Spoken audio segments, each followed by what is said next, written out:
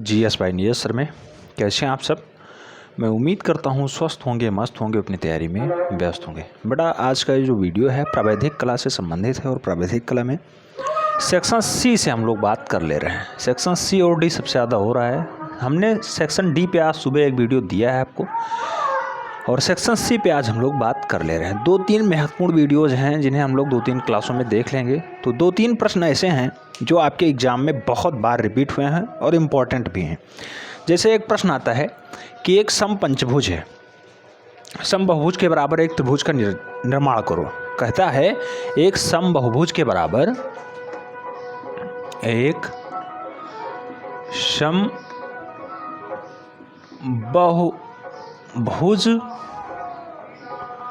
के बराबर एक त्रिभुज का निर्माण करो। इतने प्रश्न आपको दिया जाएगा और आप सोच नहीं पाएंगे कैसे सॉल्व करना है। तो अगर ये प्रश्न आपके आँख के सामने से गुजरा रहेगा तो फाइनली आप इसे सॉल्व कर ले जाएंगे। और अगर इस प्रश्न की हम लोग बात करें तो ये प्रश्न हमने प्रीवियस में सॉल्व कराया है, कई बार सॉल्व कराया है, लेकिन लोग कह रहे थे व्हाइट बोर्ड पे अच्छे से समझा दीजिए। पुनः एक बार हम लोग पढ़ने का प्रयास करते हैं। समबाहुभुज जो ये कहा गया है, इस समबाहुभुज को हमें फाइनली मानना है कि ये समपंचभुज है। ये पंचभुज होता, सप्तभुज होता, इसी पे बात बनती है। तो ये जो समबाहुभुज है इसे हम लोग मानते हैं कि पंचभुज है। और पंचभुज कैसा है? समपंचभुज है, यानी समान पंचभुज है। उसके बराबर एरिया के, यहाँ अगर बराबर की बात होती है तो सदैव दिशा में बराबर का मतलब होता है क्षेत्रफल।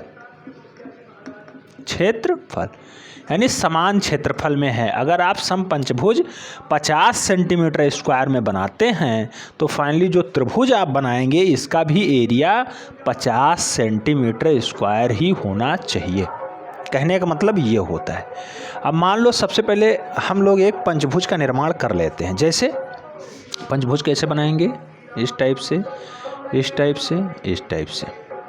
एक ये त्रिभुजों का आपस में खंड है पंचभुज। इस टाइप से, इस टाइप से,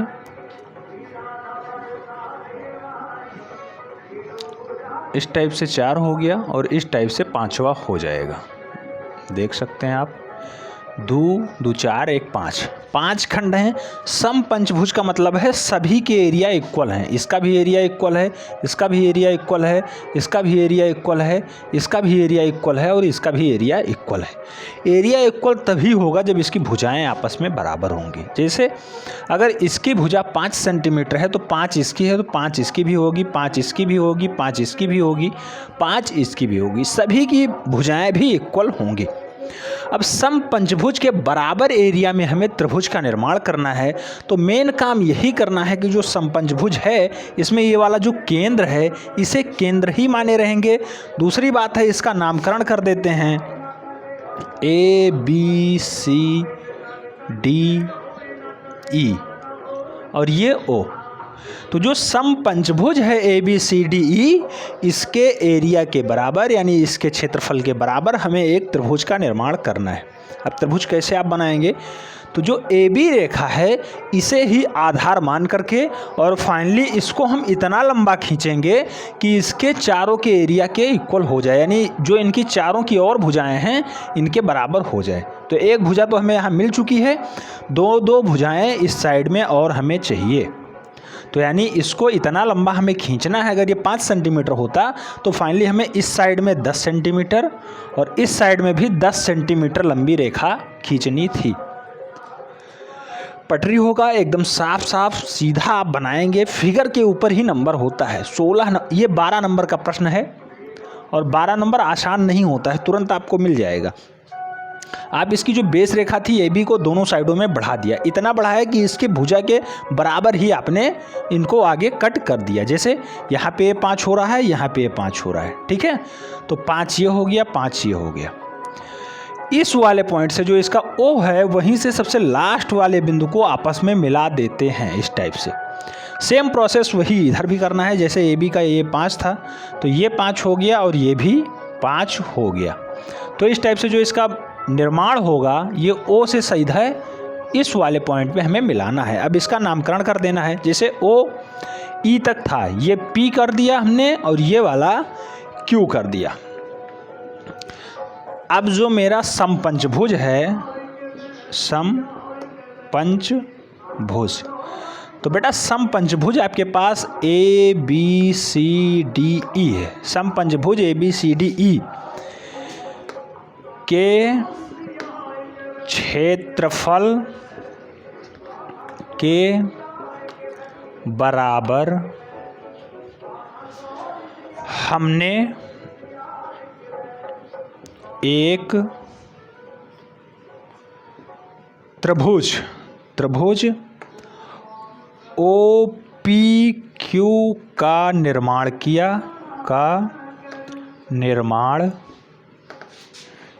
किया जिसका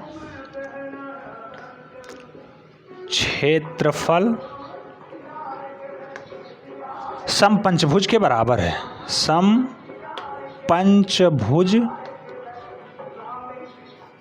के बराबर है। ये आप रचना विधि लिख रहे हैं। सबसे पहले आपने एक पंचभुज का निर्माण किया जिसका नाम है A B C D E. समपंचभुज का केंद्र, समपंचभुज का केंद्र ओ तथा समपंचभुज की भुजा ए बी को हमने दोनों तरफ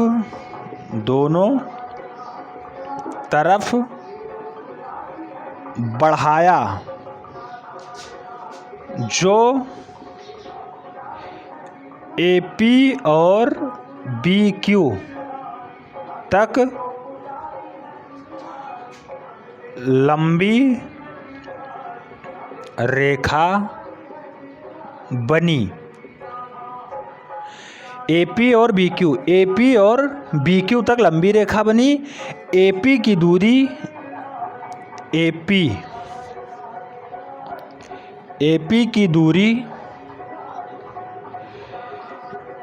ए बी के दुगने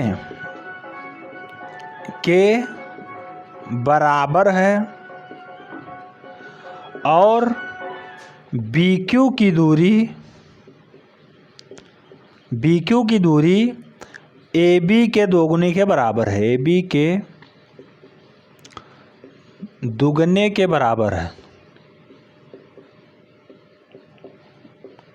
बराबर है।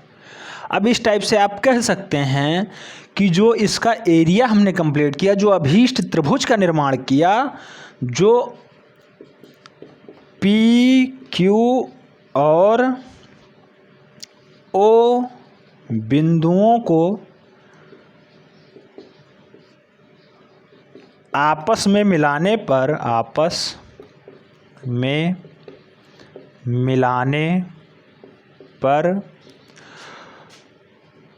अभीष्ट त्रिभुज का निर्माण हुआ।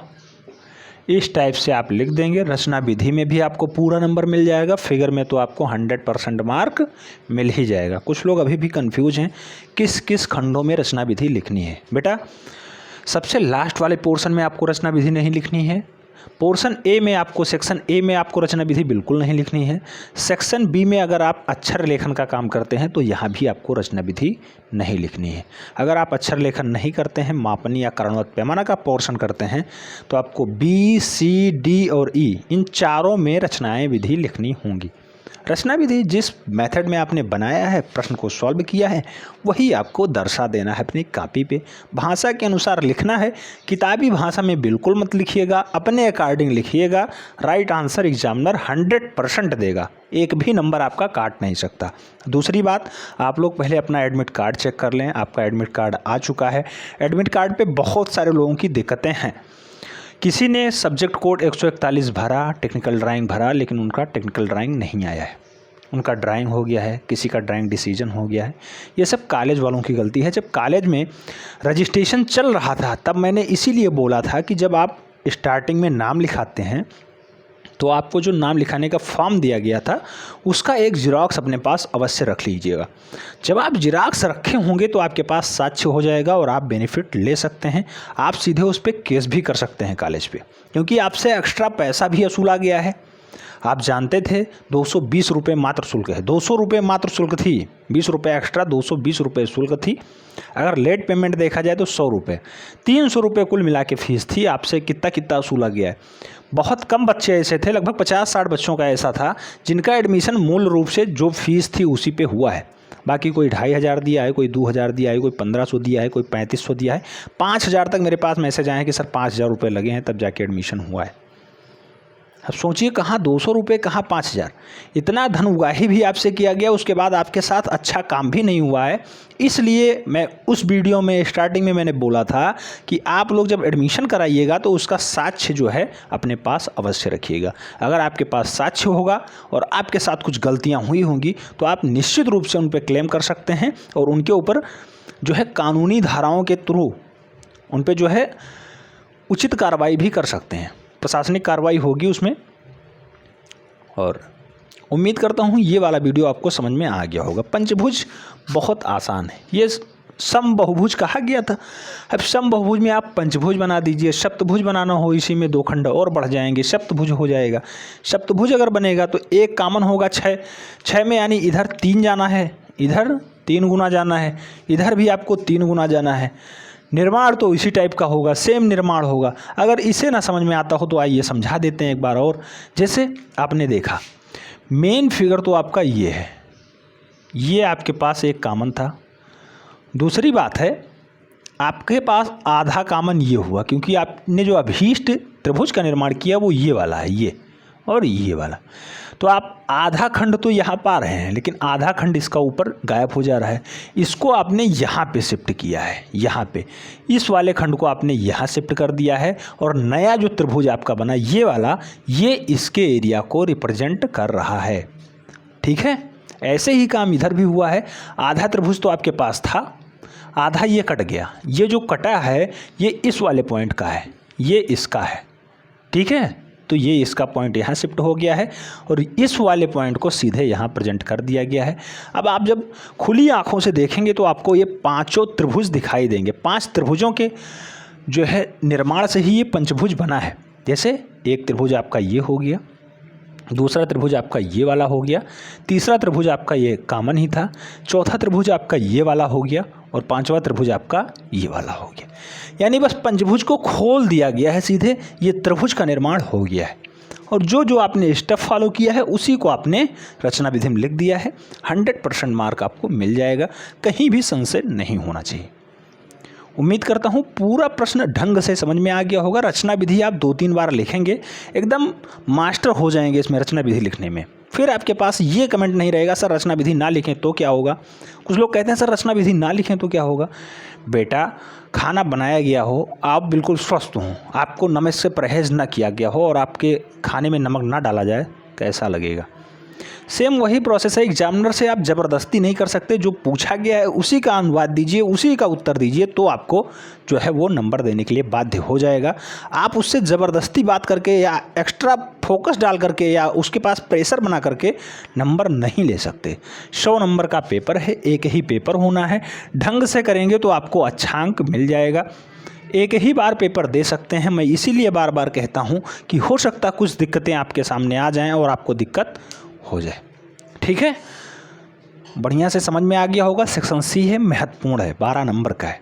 मिलते हैं नेक्स्ट वीडियो में, तब तक के लिए जय हिंद।